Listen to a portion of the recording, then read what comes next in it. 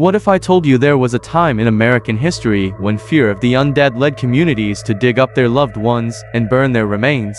It sounds like a horror movie plot, but it's exactly what happened during the 1800s in New England. And at the heart of this chilling story is a young woman named Mercy Brown, whose name has become synonymous with the New England vampire panic. So, what sparked this bizarre chapter in history? Tuberculosis, or as it was often called back then, consumption. When this disease ravaged families, people didn't blame bacteria. Instead, they turned to folklore. They believed that the dead were rising from their graves to feed on the life force of the living. And there was only one solution: dig up the suspected vampire, destroy the remains, and stop the curse. Mercy Brown's case was the most famous of all. In 1892, tuberculosis had devastated her family in Exeter, Rhode Island.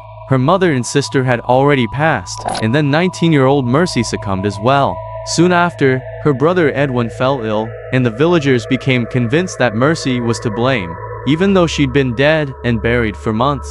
When they exhumed Mercy's body, the scene they found seemed straight out of a gothic nightmare. Reports claimed her corpse had hardly decomposed, her skin appeared unusually preserved, and most horrifying of all, it seemed like she'd moved in her grave. Modern science might explain these details as natural post-mortem phenomena, but to the people of 1892, it was all the evidence they needed. They removed her heart, burned it, and mixed the ashes into a potion they gave to Edwin, hoping to cure him. Tragically, Edwin died anyway. Today, Mercy's grave remains one of Rhode Island's creepiest attractions.